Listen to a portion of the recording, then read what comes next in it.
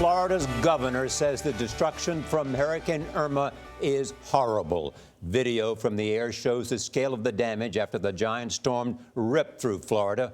Millions of people who evacuated are starting to go home. Crews are bringing aid, but the recovery effort will take weeks or even months. The storm is blamed for at least 10 deaths in Florida, Georgia, and South Carolina.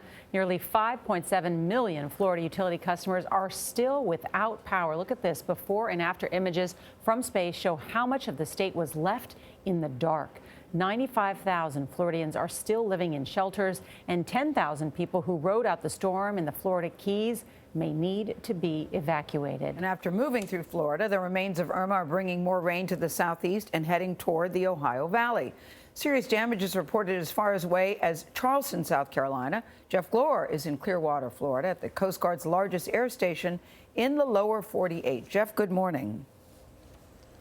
Gayle, good morning to you. And typically what they'll do here in Clearwater if a bad storm is coming through is they'll take all the Coast Guard Jayhawk helicopters out of here, move them to a different part of the state, that is Key West or Jacksonville or Miami. This time, because this was a statewide event, they had to move all these Jayhawks to New Orleans. They are all back now, as you can see, ready to respond to calls after this storm or the next one. This really was a statewide event that has now moved well beyond Florida.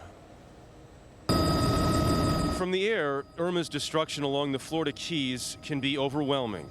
Homes became piles of mangled lumber. The hurricane tore a massive hole into the side of this building in Orlando.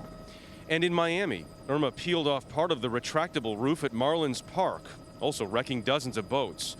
Miami Beach police said it's still not safe to return. Whole lot of down power lines, flooding, trees in dangerous shape and conditions, and everyone's very, very tired. So that formula can lead to some real problems. 80 miles south, Governor Rick Scott toured the Florida Keys and the Gulf Coast from the air. He's activated all 7,000 members of the Florida National Guard. Just because the storm passed, it's not safe. We're going to rescue everybody. We're going to try to get everybody back to normal as fast as possible, but everybody's got to be patient. Just need to make sure everything is cleared. Jacksonville suffered some of the worst flooding after nearly 10 inches of rain, as did Naples, hundreds of miles south. We flew in a helicopter east of Tampa and saw how the storm transformed farmland into swampland. That is a lot of flooding. The eye was dropping the equivalent of 7 inches per hour. I think everything's intact. Oh, my God. People in southwestern Florida, like Jeff Pompeo of Naples, took Irma's strongest punch, which included 140-mile-an-hour wind gusts. He knows, despite the damage in his neighborhood and around Collier County, the destruction could have been worse. How do you prepare for something like this? You don't know till it's over. You know what I mean? We're pretty lucky. Pushing 90.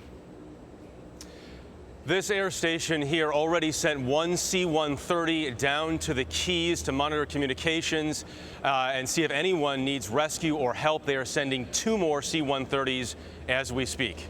Gayle? All right. Thank you very much, Jeff.